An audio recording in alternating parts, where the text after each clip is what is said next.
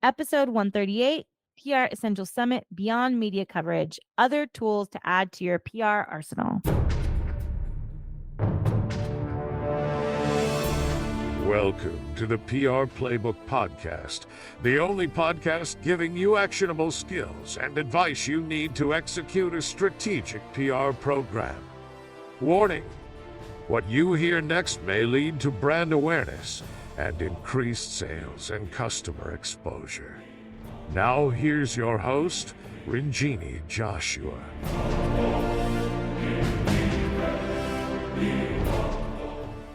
All right, guys, this is a great session from the PR Essential Summit, and this list is growing more and more all the time. But yeah, we go beyond media coverage. There are so many tactics that you can implement in your PR program to really make a successful program, and one that is dynamic and nimble, as we always like to be, and that can pivot quickly.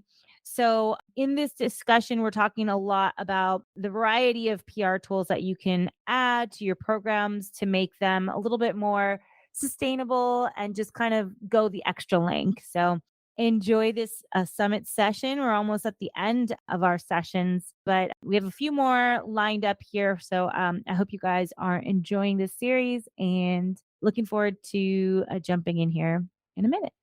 Hello, this is Ranjini Joshua. I am here with April White, the CEO and founder of Trust Relations. And today we're going to be talking beyond media coverage. What is a good thing to do, measure, activate beyond just getting that media hit that you so badly want and we also desperately want? What are the things that make brand visibility just a little bit more clear? And then also, I'd love to just talk to April also about what she thinks is going to happen in 2023 with PR, with marketing, with everything. I think, this is like a weird thunderstorm of lots of things. And there's so many unknowns. And so I guess this is every December, right? There's always unknowns. Always unknowns. Yeah. I mean, this is the new normal, right? Yeah. Yeah. Everyone's afraid all the time. I know. It's like, we don't know what'll happen next. Will it be like COVID 2.0? Is it going to be like a recession? Well, before we get started and I start asking you random things, why don't you do a quick introduction of yourself, April? Perfect. All right. So yeah, April White, president, founder of Trust Relations, which is an integrated marketing agency I started 4 years ago. At that time, just as a PR firm, like really because I saw some issues in the industry that I had secretly wanted to address for years and just decided to grow a pair and go do it. So I decided to draw a line in the sand and go try to build the agency, which existed, that was a lot more focused on a considerate culture. There's a lot of toxicity in the industry, and a lot of people know, and also just, something that's genuinely inclusive and supportive and has like a really nice team spirit. So here we are providing better value to clients as a result, but also just sort of a safe haven for publicists who have been mistreated. Oh, yeah. I know your podcast is so awesome. And what is the name of the podcast? I've listened to it. There's actually two podcasts. So there's one with Laura Schooler that I do. It's called the PR Wind Down, which you've been a guest on. I've been on. Yeah. That one's really funny. Like we focus, that's a lot more inside baseball for like practitioners. And then we do Trust Relations, the podcast, which I co-host with Hamish, who you met earlier. Yes. And Hamish and I chat, we riff on like integrated marketing, PR, all things strategic communications, like what's going on in the world, how it all interplays. So yeah, no, I think they're both great. So if anybody wants to listen, both of those podcasts are great, and we'll have the links somewhere on demand here. But I think the thing I like about talking to you with is like, oftentimes people don't really understand the ins and outs of how PR practitioners work, what they do. And like you said, there's a lot of toxicity in that the PR environment. I haven't been in it for a long time. So like for me, I don't really feel it because you have to create your own environment if you want a better one, right? That's what you did. That's what I did. I did an agency by accident. You did the agency on purpose. So it's like a little bit different. Yeah. But like, the Silver Telegram, we were born out of like, I was freelancing and then just got really busy. And so then I just brought people on that I liked and that I knew that had the skills and like that would practice the same way I would practice, which is basically by like providing the best recommendations, suggestions, and value to the client and like Right. not worrying about like office place stuff. Right. Right. And so I do think that takes away, and the politics play a major role when you're dealing with large PR agencies. Yeah. There's all of that. So, and any enterprise, right? It's not just PR, it's anybody. But yeah, anyway, so I really wanted to talk about like people are so focused, and our customers as startups are really focused on when are we going to get a hit? When is the coverage going to place? Who do you have relationships with? Can you call in a favor? I just do not like that question. Don't ask it. I can't call in a favor. No, not a thing. Not a thing. Yeah. So yeah, let's talk a little bit about first, the changing media landscape. I would love to get like your narrative on like, how the landscape has changed. I think everyone's heard me say it before on the podcast, but how you think the media landscape has changed and how we have to like, as PR people, we have to notice and accommodate that, right? And like change with it. So I think you and I are very similar in that way. So I would love to just kind of hear your perspective on like the last 5 years. The last 5 years go. Well, so I think it's been really interesting. I mean, obviously there's an increased blur between paid and earned media, and those buckets are kind of spilling over into each other. I mean, one of the main examples that's really obvious, well, actually two main examples. First main example is the, Forbes Executive Network, Contributor Network. There's the Newsweek Network. There's one for Rolling Stone. There's one for Entrepreneur, and all of these are paid, right? So you're writing earned media sort of, but you have to pay to be part of the council. And it's just kind of like, is it really like credibility building third party stuff? And I'm doing it myself because you have to do it, right? Like it's obviously, yeah. So you have to, like, okay, play the game. That's the game. Yeah. So I think that that's something that, has definitely increased. The other thing that has crept in on the consumer side and lifestyle side is that now if your clients are not on affiliate networks, the likelihood you're going to get included in a roundup is basically zero. So, and it's so hard to get on those affiliate networks, right? Like some of those, like for Commission Junction and Rakuten, like it's so expensive to be on there. So as a startup, it's almost impossible. Well, and you have to give a percentage then to the press. So, and then what is your percentage, right? And then there's also now all this PR that's happening around affiliate marketing where you're like, oh, so for Mother's Day, we're going to give you 20% if we give you this link, as long as you publish between these are the dates that the 20% is in effect. So you incentivize the media to publish a story by a certain time so that they get the percentage of your affiliate marketing kickback, which is like, is that PR? Like it is PR, but it's also like very muddy, right? Yeah. It's like, it's gotten very, very muddy. And the first thing to go was the speaking opportunities. I remember when I started, those were legitimately like, you just pay your way and they're earned. Oh, when you started. Yeah. Like the only thing that you pay for is your own way to the conference or the trade show or the event or whatever. And then like the client is the one that they don't have to pay to speak because they already paid to get there and like invest the time and money to arrive at the location. Right. And now it's like, okay, so it's part of sponsorship package silver, the $15,000 or $30,000, whatever it is. Like you can also, if you go up to, gold, then you get the free speaking and you're like, okay, so that's all paid. Yeah. That really legitimately used to be earned. It's not anymore. Yeah. And I would say the same for awards, although I think awards they've always been like a little bit paid. Like some of the awards have already been, there's always an entry fee, but now it's like, that's required. Yeah. So then again, is that earned or is it paid? But it's kind of both. Yeah. Because you're not guaranteed a spot. No. Yeah. No, you just have to pay all these entry fees and then hope you win an award. And then if you don't, you don't. I like that you're bringing this up because a lot of people don't understand this, that everything is shifting. We're not like, a lot of times I get to the customer or the client and they come up and like, oh, we only want non-paid speaker gigs. Okay, fine. I get that. I understand that. but I don't always know going into it that it's paid or not, because that used to be not paid. And then now they're going to be like, they respond to our submission and they're like, oh, and it's paid. Like, we just had a huge drama over the submission a couple weeks ago. Our speaker got accepted. They were so happy. And then all of a sudden, like 1 week before, they're like, oh, so are you going to pay the bill? And we were like, what? And the client got so upset, and I rightfully so. Like 1 week before the event, they asked us to pay the bill. Then they asked us to buy a ticket. Then the guy's like, I'm not doing this anymore. But then they're like, oh, well, you guys committed to it. Well, you also told us that it was an earned speaking opportunity. So Oh, wow, yeah, it was that pretty sucks. insane. So I think it's really interesting topic to bring up, because although these things are, I think, build validity, credibility, a lot Yeah. of times if it's going to be like that, you're invited and then Right. you can kind of count on it. But like for our clients who want to have this visibility, you have to shell out the money now, and it's not our fault. No.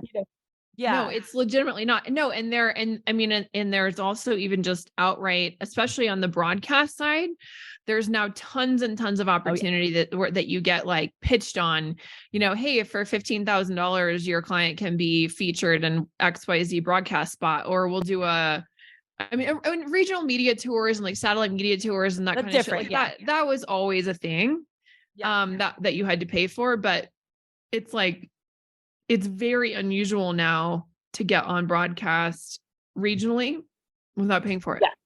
Yeah. Very unusual. I always tell my clients, especially we used to do a lot of crowdfunding, and I always tell them, like, if Kathy Ireland calls you, it's not her. It's not Kathy Ireland's. If you have a Oh my God, TV I had a client that got called by Kathy Ireland, and he was like, we just got called. It's like, no. they're so excited when that call comes. It's Kathy Ireland, and then there's somebody else. There's like two specifically. I forget who the other person is, but no, don't do it. No, Don't do it. no. And then unfortunately, to add, just to the confusion, there are a lot of PR agencies now, I'm using air quotes if you're only listening and not seeing the video, that are basically doing a combination of earned and paid, and they'll do guarantees. So they'll say, we're going to guarantee you 4 placements for $3,000 a month or $5,000 a month. We guarantee you 6 placements, or whatever the metrics are. And essentially what they are doing is they are Paying for it. Yes. And they also have other gross things they're doing, because I've actually found out by having people that have freelance for me and them, and then I've gotten like inside baseball. They actually will like have contributors from their agency that get approved as contributors to these weird, tiny, itty bitty, bizarre publications that can post free articles at any point. And so it'll be like sportstoday.com. And then they like get an article and they can point to it and say, oh, well, see, we got you that. But it's completely not strategic. It's not even a sports related client. You know what I mean? It's like hilarious, but they'll do these creepy things or buy packages of placements. Okay. This has become like cautionary podcast, cautionary webinar on what not to fall for. Dude, I'm serious, because I get so, and in fact, you're going to laugh at this, but I've talked to so many prospects that have told me about these things. And I literally tell them this every time. I say, listen, I'm not telling you this because I want you to go with us. You don't have to go with us. But what I do want to tell you is absolutely under no circumstance give your money to somebody that is guaranteeing press, because they're doing something shady. And they're doing something weird. Like there is something weird, and it's not real PR. So like, you don't have to choose us. Like but don't do that. Like, you don't have to go home, but you can't stay here. Like, you don't have to choose us, but like, please don't go with that. Whatever that is. Like sometimes I even tell people anything else. Sometimes I even tell them, like, if you guys ever have a question, just send it to me and I'll let you know. Like, I will tell you straight up, like, if you should do it or not. I mean, usually if you have to send it to me, it's like a no, but there's another one, and I feel like we're going to get in trouble. There's this other one that's like CEO executive or something like that. I'm sure you've seen it before, but it's like $2,500 to have like a feature article with the front page. It's like like your huge like headshot, and then you get a feature article. It's $2,500 or $3,500. And it says like CEO executive. And I'm like, what publication is that? Like, why is that appealing to you? CEO review, things like that like there's other things about it that are fishy also, but I can't even say it. I can't mention it, but if it seems a little fishy, it probably is, it's like that whole, if it's too good to be true. It probably is. Yeah. Like red flag, like danger, Will Robinson, run. Yes. Please do not pay. And I've actually, a true story. I've had a prospect who went with someone like that, discovered this after I told them what it was going to be, and then was like, yeah, you were right. And then they came back crawling back to us like, so it was exactly as creepy as you said. And I was like, yep. Yeah, no, I tried to tell you. I told you. I tried to tell you. I mean, it's hard because also like the more those people get burned, the worse it is for us, right? It's like we can't give you value services if you're seeing all this other stuff out there. And I think that scamming is happening everywhere. Like scamming stuff is just terrible. So that's why I like to start with the podcast where we talk about like things you can do yourself and things like that. So let's kind of explore this world. We're talking about how shady things are. It's true. They're shady. If you're a startup, if you're a growth business, you want to build your PR, there is a lot of things you can do by yourself, but then also a lot of strategically things you can do with a PR agency or content development company. So what are some things that are outside of, obviously we have the traditional pitching. I think like everyone should always be watching the news and pitching their story in a creative way. But that is very intensive. And April, I think, I don't remember if it was this podcast or the webinar or this one or the one before. One of the many wonderful times we've spent together on some kind of exactly. Like, was it like that you should always be pitching like a creative story and like reaching out to the media, and there's always that, right? Like there's always that media story that you need to be building. But outside of the pitching, the press releases, the news, like the hard news, there are so many other things that you can leverage. And I love that you guys are doing a lot of that integrated marketing approach. So let's kind of talk about that a little bit and touch on some of the ways that we can, I think 2023 is a year of optimization. That's like my thing, I think. I like that. That's good. Yeah, I think. Own that. Yeah. I do think that in a recession too, think about it, like we just have to optimize everything. So how can we optimize content? And a lot of like right now, the conversation with a lot of clients that we have is leveraging the content that you have and, amplifying that. So what are the ways that you guys are doing that? And maybe some creative new ways that they haven't thought of? Yeah. I mean, so one of the obvious things to do is anytime you're generating content of any kind, whether that's content marketing for any newsletter, whether that's content for a blog, whether that's social media content, you should be basically recycling, repurposing, reusing content wherever possible. That does not mean you can lift and copy and paste things directly, but themes, right, should be running through everything you're doing. So I would say if you take the time to come up with conceptualizing a blog and writing it, look and see, it might not have PR legs, but check, right? Let every single time double check. Maybe there's a way to convert this to a bylined article, which obviously again has to be new language because it needs to be exclusive to that publication. However, you already did the heavy lifting of figuring out the topic, the concept, the theme, the research behind it. Cool. Go repurpose that, reuse it for PR. Or use it for a pitch, right? If you're creating a case study of something that you guys have done that's amazing, make sure again that goes into your pitch and fodder and or bylined article, right? There a lot of times publications, especially trade ones, will actually find it really interesting to take a case study in the form of a bylined article. So wait. Before you move forward past case studies, because this is a challenge that we've had with a lot of our new customers and startups in general. Case studies where the customer does not want to be mentioned. Oh, I have a good one around this. You hit a sweet spot. So this is a bit of a secret. This is a little bit, but I'm airing it. So you have to be really careful in doing this, right? Let me just don't try this without a professional, but let me Disclaimer. disclaimer, don't try this at home. But with the professional's help, one thing that we have successfully done for our clients in the past that have this issue, because they're a startup, but they're working with these really big brands, and the really big brands don't want to necessarily say that they're working with said startup. However, if you get a media opportunity in a notable publication like Bloomberg or the New York Times or Fast Company or TechCrunch, and then you go to them and you're like, hey, we have an opportunity to talk about this. Would you be willing to be a part of the article? The likelihood that they will then show some leg is 90%.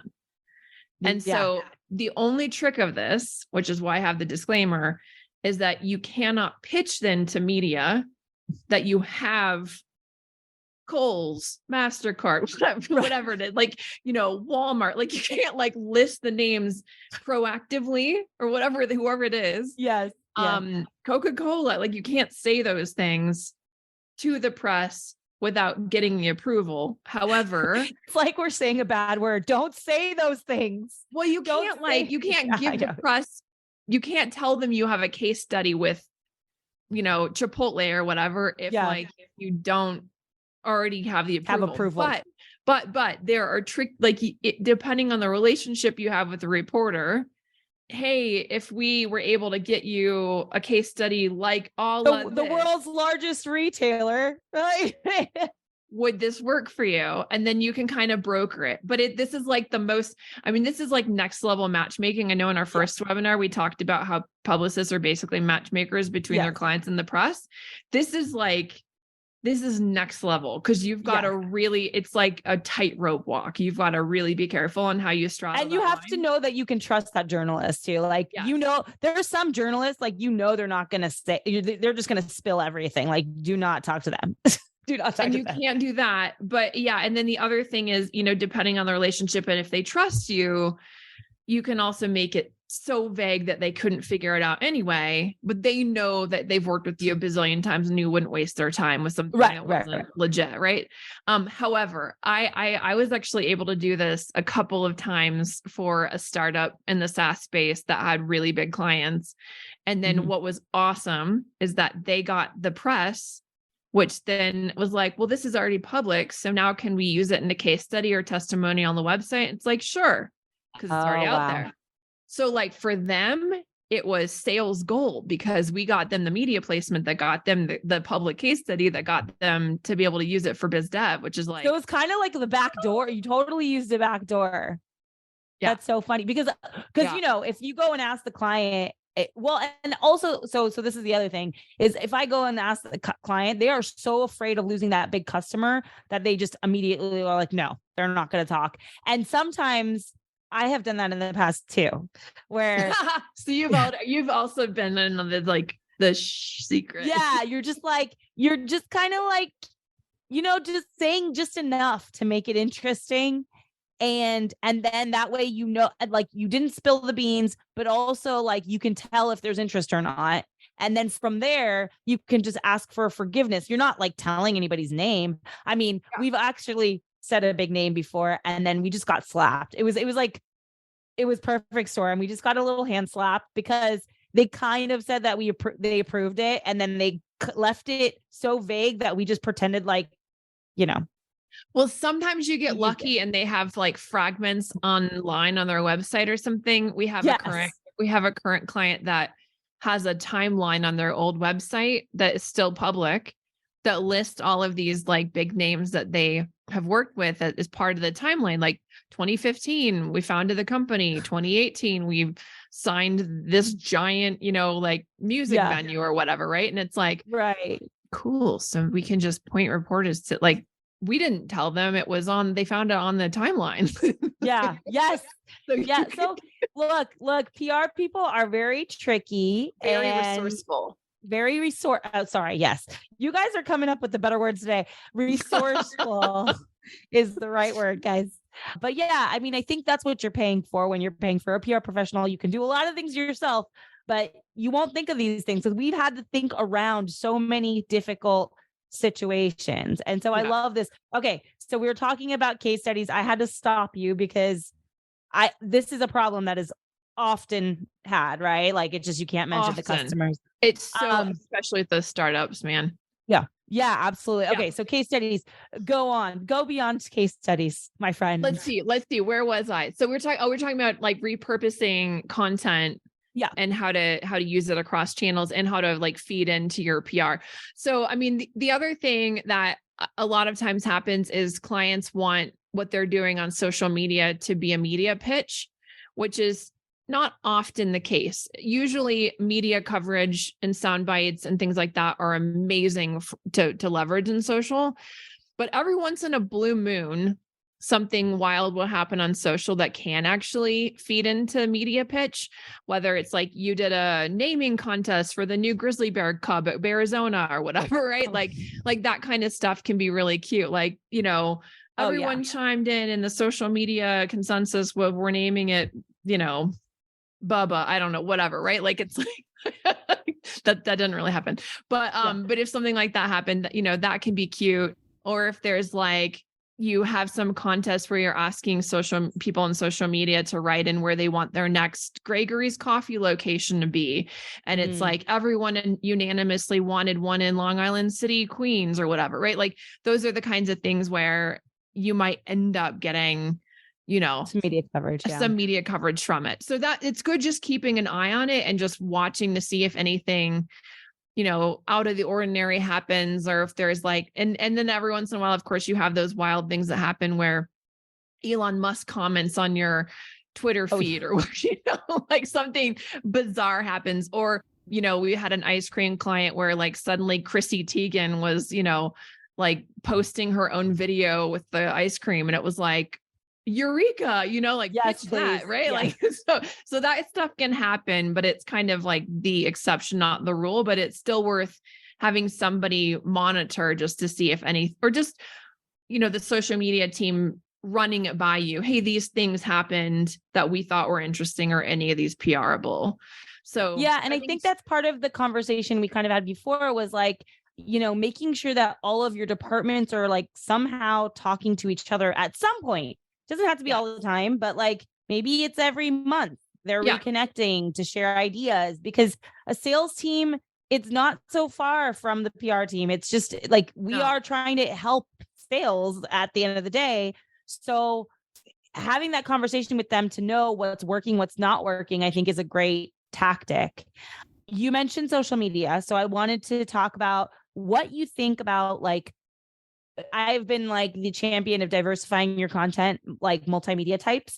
So like, what do you think about video in the coming year? How can people use it for PR purposes? Also audio, like obviously Clubhouse came, I say it came and went because I got off of it. I'm sure it still exists. Are people still using Clubhouse? Like it was like, it was all the rage for like 3 months and it just vanished. Like, all anyone talked about, no one talks about anymore. I don't even know what happened in Clubhouse. Swear by it still. There's like, I think there's like some demographics, like certain categories of like industries that still use it. I see. Okay. I think, but yeah, what do you think about these different formats? And like, what do you like? I always tell people to try everything, but obviously you should we have limited resources, so you have to do what works for you. What do you think about video and sound? And obviously you love podcasts. I love podcasts. I think that, obviously everything has its place. And if what you're doing can't really be explained or appreciated without video or audio, then it's definitely something you need to think about. I think video production is very expensive. And it's very time consuming. Same can be true for audio, right? Even producing your own podcast is very time consuming and expensive, even expensive just in-house. If you're outsourcing it, even more expensive, right? Worth it probably, but the ROIs are not immediate. Yeah. Not even close, right? It's a lot. It's like a very long tail brand building exercise. And if the cost benefit scenario is still kind of a question. I'm doing 2 podcasts and I still am wondering if it's like, is this ever going to pay off? But you have to really have a lot of endurance when you're doing a lot. a lot. So I think that videos are great. I think to do it just for the sake of it feeling like something contemporary, probably not a great use of your budget, especially if you're a startup, right? I think you're better off just putting it into the nitty gritty of actually just doing the pitches and like making sure that you're writing those bylines and maximizing every, doing award entries and putting the money there, unless it's like you're an AR solution for the Olympics or like, it's like something that like you can't appreciate without video. 1,000% do the video. Yeah. But I think I don't know. I don't know that reporters are dying to sit and watch a 5-minute video unless it really helps get them the experience of a fan I think trip it's more of a supplement. Yeah, I think it's more of a supplement than anything else, right? Yeah. Right. Unless, and then the only other time I would say on the consumer side, like if you're trying to avoid spending money on a fam trip and flying in 8 reporters and putting them up for 5 days and, showing them. Does that still happen? Not as much. Right. And so, but I think the videos are a great stand-in for that kind of stuff too. Like you don't have to do the fam trip or the desk side. I still think demos are valuable because people can ask questions in real time, but like, I love a good press tour. I'm not going to lie. I used to fully enjoy going on press tours. It was exciting. It was fun. You met the person like in person, and now there's just so many challenges. So maybe the next step is metaverse press tours. I don't know. Maybe, but videos are a good stand-in for that kind of, tactic, I think too, which are expensive. So and then you're saving money because you're doing a video instead of all of these other travel expenses. Yeah. I mean, I think again, though, like now with outsourcing and like, Upwork and like having freelancers, it is a little bit attainable to have like someone who can help you with video. But I agree. The production, like if you really want a good production, which at the end of the day, you want it to look quality. You have to. Yeah. You don't want to look at like, you don't want it to look like your like grandma, like, or your 8-year-old, like set up their camera on a tripod and like your phone video. Well, if my kid's grandma did that, like it would be upside down. So it would be pretty bad. Like it would be like when I can't even get her on FaceTime with her whole face. So it's impossible. It's like one of the nose things or like it's forehead. Like, there's always like a part of her face that's missing. It's either the top of her head or the bottom. I have an older friend too, and every time we talk, because he doesn't realize the camera's there, and he's like looking in so it ends up being like this, like you see, like so, and then sometimes the eyes come back. It's mostly like that. The head, it's like amazing. That's all that to say, have a good production team. Yeah. Also, we love old people. We just totally we're not ageist. We're not ageist. It's just a thing that happens sometimes. So I think it just understanding the audience. Okay. So I want to get back to our tactical question. So there's a lot of tactics in the arsenal. We talked about content contribution, like building content, using social media, leveraging video, obviously traditional pitching. Anything else that you're tying to PR? Like, I mean, we're talking about the evolution of PR as an integrated communications practice. It's no longer what we typically call PR, which is like analyst relations, media relations, press releases. It's not that anymore. It's just a more of like a cross-functional type of practice. Anything cool, creative that you've seen or that you guys have done that has made an impact on like any of the clients that you work with? So I would say the other thing to consider is that, and I'm sure this has happened to you a lot too, that prospects come often to us and say, well, not as often, but still pretty frequently, and say, hey, we want PR for backlinks. And what they mean is they want PR because they want improved search engine optimization. And so what they're looking for is somehow they conflate with PR with buying media placements that create the backlinks to boost their SEO. And so they'll say, this is the reason I want PR. And I say, okay, cool. 2 things. Every publication has a different policy on whether or not they're going to include the link.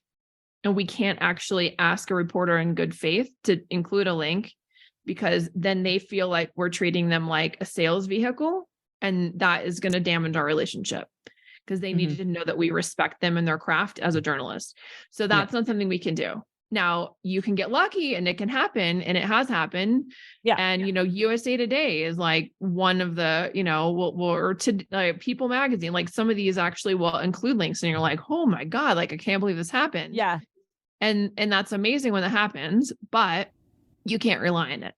However, it still helps you with your media credibility because in your SEO, because when you get those media placements and high ranking publications, then, you get boosted SEO. So if they get really obsessed with the idea that that's important, one of two things has to happen. You either have to send them to an SEO firm or SEO branch of your agency or whatever, or somehow, refer them somewhere else. Or you need to say, listen, like, we can help with a couple of things. We can help with taking what we need to rank higher for in SEO and feeding it into PR. So that ideally it gets included in the articles, and then the articles feed back into the key search terms that people are searching for that you're not ranking high enough for. Like, that can happen. Yeah, I've been actually telling a lot of clients that are doing press releases, like, if there is some kind of optimization you want, let's include it in the press release somehow. 100%. Without making the press release unreadable. Yeah, no, you can't do that. You can't make it obvious you did that. You can't include like, trust relations every 3 sentences. Like, yes, you can't do that. But as long as it seems organic, you're fine. And then the other thing is just to keep in mind that, like, you can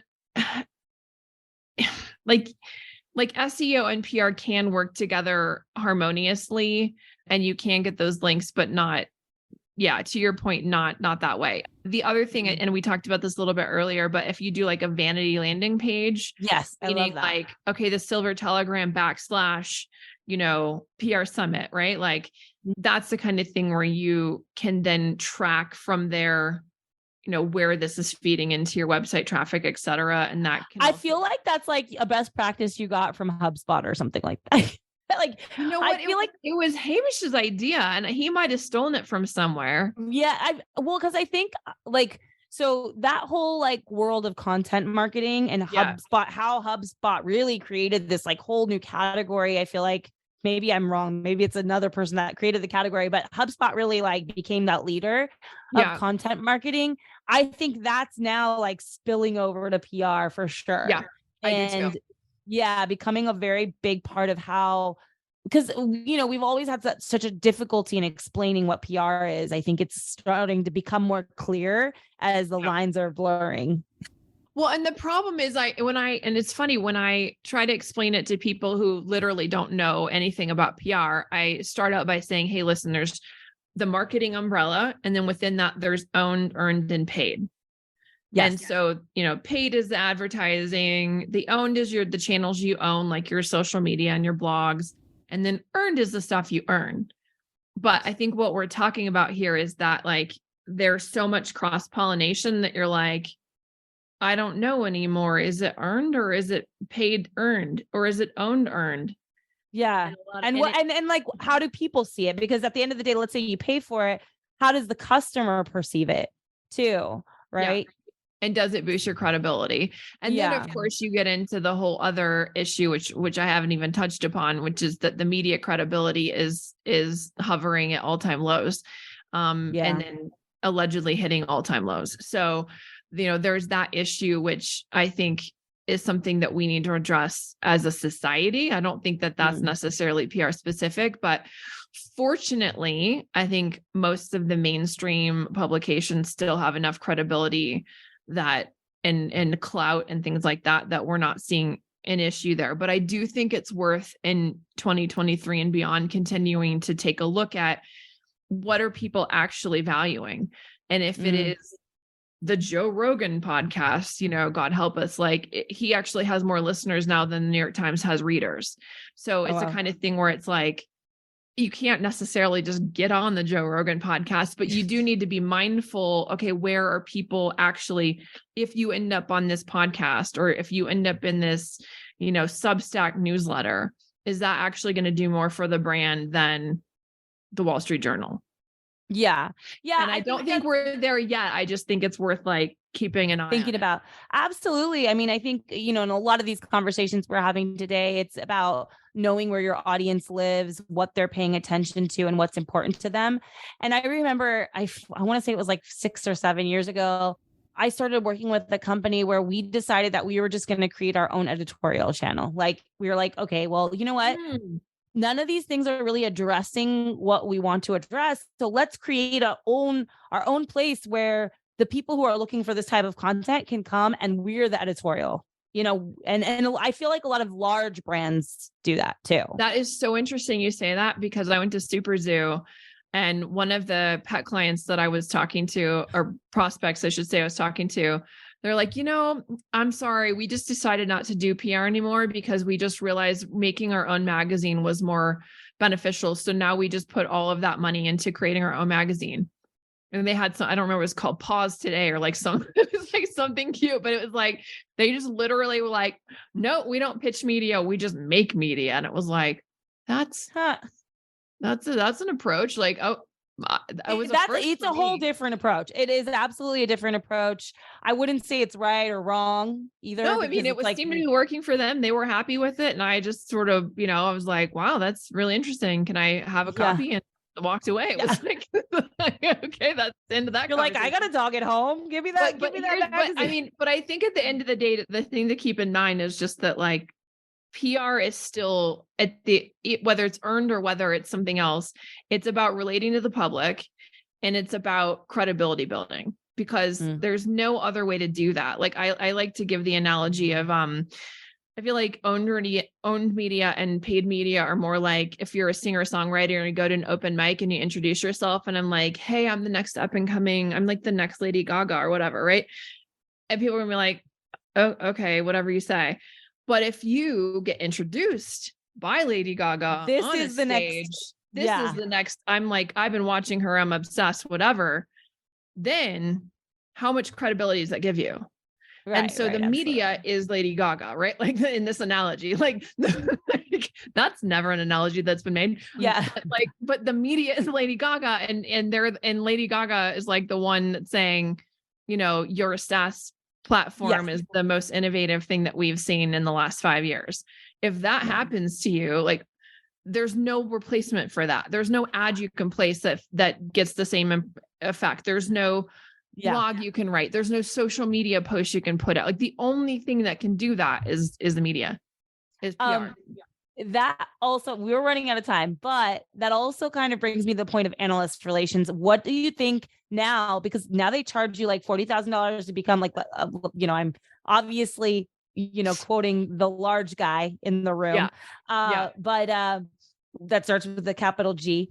So we're not gonna say not gonna say who it is. This is how you get around. G, ends with an R. Yeah. This is how you get around those little caveats, guys. But like, how do you think the impact of those reports are? And what do you think that is that still bringing credibility to brands? I think absolutely it is. I think it is. Yeah. I think that, investors look at that. And I think that when it comes to media, they look at that too. So I think again, it's another pay to play, earned / paid thing. And I think you have to do it. Yeah. But so I think what I'm hearing, I suppose, is that it really comes down to, like, what are the tactics that are going to build your credibility? And those things are PR. Yeah. And then also, what other things can you actually afford? Yeah. And what can you pay? Yeah. What can you afford within it? And then I think at the end of the day, deciding where to point and shoot your budget really comes down to what your marketing and business goals are. And I think that getting crystal clear on those as a brand is really important, because a lot of times it's sort of like, I don't know, I just think we need PR. And that's okay. We can figure it out with you. I mean, that's what we're here for. But also, the more that you're clear on that, the better you can allocate our resources to achieve what you have in your head. And so, because that's going to help us know which tactics to go for. Oh, okay. So we need to do all thought leadership, or oh, you really just need to edge out the competition, and they're getting all of the, ink in these kinds of publications. Cool. Like, that means we need to be in these 10 publications and come up with ways to elbow our way into the conversation. We know, like, those are the kinds of things we need to know to help you. Yeah. And I think the other thing is, I want to make that I think you'll agree with me, is that it's so much gotta pressure. be, it's gotta be the brand, the client, the customer that tells us what makes them so much better than everybody else. That a lot of times I get people coming to me and saying, okay, you tell me what the story is. Well, I can create a story, but like, what is your value proposition? How are you better? Like, you have to tell me why you're better than everybody else so that I can like elevate that noise for you. Like, I can elevate that story, but at the end of the day, you have to be your own champion. I can't make it up. Like, I feel like sometimes they think like, oh, you could just like spin it, right? Make it up, spin it. And I hate, I've always hated that term. I think all PR people do not like to be called spin doctors unless you're like a publicist for a music, like entertainment. But I don't even know if they like it. But I just think that it's very important to understand, as a brand, you do have to come with your message. Like, what is it? You tell us what you want to convey and we'll amplify it for you. Yeah. And the same with any issues that you want to speak to. If you're a thought leader in the space, we actually had an ex-client who is an ex-client on purpose because he got in his head that he was so well known and so well respected that as long as we just emailed the New York Times and told them he had some, he was available to talk to them about advertising or whatever. It was like, in what universe are they waiting for you? Yeah. And it's like, you're not going to give us any. It was like, no, you just broker it. If you have the relationships, you can just set it up and then I'll come up with what to say. And it was like, oh, I've had that before. Don't worry. Don't worry. I'll tell them what they need. But then what am I telling them you're going to talk about? Like, it was like, you don't have to tell me all of it, but like, bullet points, like top level issue, trend, like, pick a point on the map. Like, well, exactly. I feel like a good PR person can like excavate a little bit, but you have to give us a starting point. Yeah. You have to give us a starting point. And we can also come to the table and say, hey, based on your key messages and your value props, like, here's five things some ideas you could talk about that are relevant right now that nobody's talking about. What do you think? And I mean, obviously that's a way around it, but you still have to give us something, like a pulse. Well, I feel like this is more of like me hanging out than a webinar, but I hope this was helpful. I think we did talk a lot about a lot of things that are just beyond media coverage traditionally. And so, I think it's time to wrap up. Until next time, April White. It was so much fun. I appreciate you having me. All right, great. Let's hang out again soon and record it for people. Let's do that. I think it's a great idea.